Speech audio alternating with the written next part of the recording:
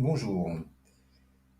L'indice AEX, c'est l'indice des Pays-Bas.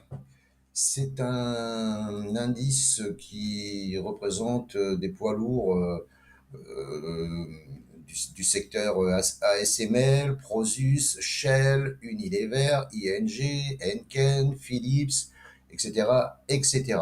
C'est un bon indicateur quand même pour la tendance, voilà, pour ceux qui ont des actions aux Pays-Bas, ça peut être intéressant de savoir ce que fait l'indice. Il est actuellement sur une, enfin, il a pas touché, pas tout à fait touché l'oblique haussière, tracée en pointillé blanc là, avec les corps, hein, j'insiste, avec les corps. Et ici aussi, il y a un support horizontal, 829,66, 824,25. Donc ça fera un combo de supports. Un rebond technique est possible. Mais moi, j'aimerais qu'ils viennent quand même mécher un peu dans cette zone verte là pour confirmer, voilà, parce que là, en daily, j'ai vu qu'il y avait une belle épaule, tête, épaule là, épaule, tête, épaule. Et l'objectif n'a pas été atteint. Bon, après, c'est pas une obligation, hein, mais voilà. L'objectif de l'épaule, tête, épaule, à la cassure de la ligne de coup, l'objectif, il est là. Il est dans la zone verte.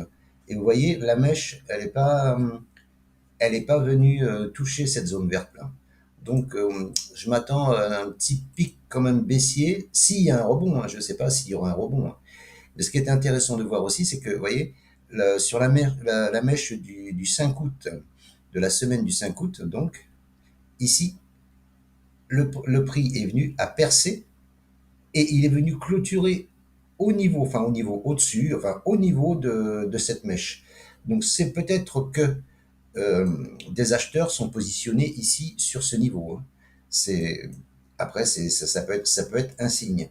Mais moi, j'aimerais que le prix vienne quand même percer en délit, hein, qu'il vienne percer là, qu'il fasse une mèche dans la zone des 829-824 pour confirmer l'épaule tête épaule donc en D1 et rebondir, au moins un rebond technique pour corriger un peu cette grande bougie impulsive, cette bougie d'excès.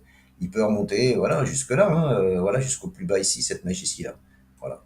Par contre, si il casse ce support, la probabilité qu'il revienne sur les 798-778, elle est forte, hein, au niveau de la SMA 200 qui arrive là, qui est haussière. La tendance de fond long terme est neutre haussière, parce qu'on est au-dessus de la 200, mais on est passé sous la 7 et sous la 20. Là, on a fait un excès extérieur de Bollinger.